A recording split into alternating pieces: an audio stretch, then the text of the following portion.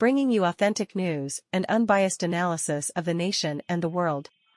है नमस्कार। आज सुप्रीम कोर्ट ने बड़ा हथौड़ा मारा। ऐसा हथौड़ा मारा कि अंदर से चीख निकल गई दो बेवकूफों की।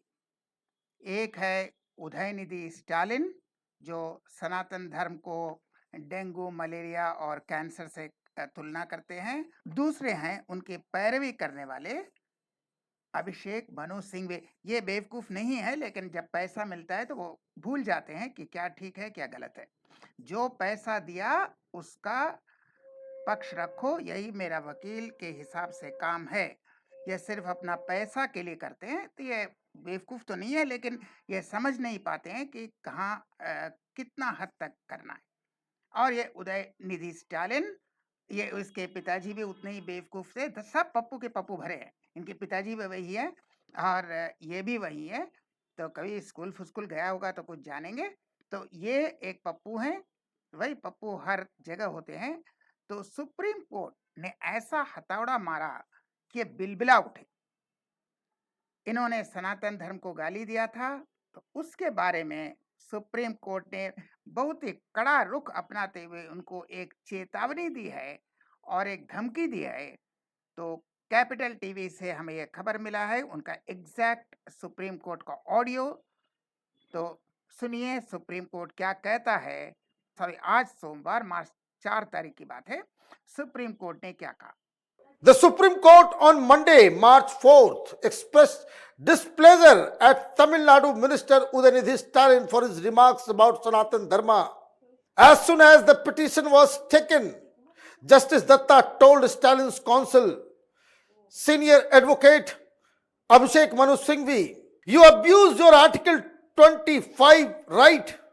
Now you are exercising your Article 32 right. Do you not know the consequences of what you said? Justice Datta expressed his disapproval of the petitioner's comments again. You are not a layman. You are a minister. You should know the consequences. यानी वह कह रहे हैं कि तुम दोनों ने अपने अधिकार का दुरुपयोग किया है।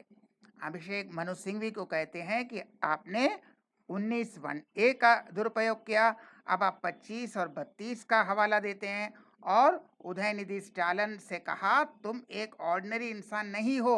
हालांकि बेवकूफ हो यह अलग बात है, लेकिन ऑर्डिनरी इंसान नहीं हो, तुम एक मंत्री हो। तुम्हें जानना चाहिए कि इस तरह बकवास करने का नतीजा क्या होता है चाहिए, लेकिन ये जानेंगे भी नहीं कि इनकी दिमाग उतनी है।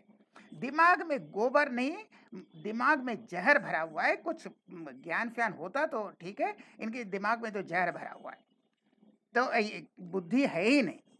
लोगों के दिमाग में तो कभी गोबर भरा होता है, तो ये जहर भरा हुआ है। इनके दिमाग में न बुद्धि है, न ज्ञान है, न सेंस है, न कुछ सोचने की शक्ति है। ये बकवास करते हैं। तो आज ये सोच रहे थे कि मेरे पिताजी जब मुख्यमंत्री हैं मैं कुछ भी कहूँगा, लेकिन जस्टिस के सामने यह मंत्री और ये पद नहीं चलता। कोर्ट हमेशा सही बात कहता है, और गरीब हो, आप अमीर हो, मंत्री हो, बड़े राष्ट्रपति हो, बड़े प्रधानमंत्री हो, कोई फर्क नहीं पड़ता। कोर्ट जो सच है वही कहेगा। इसलिए ऐसी लताड़ लगाई, ऐसी डांट लगाई कि याद रखेंगे कुछ दिन के लिए। हम फिर मिलेंगे ऐसे और वीडियो के साथ। तब तक के लिए नमस्कार।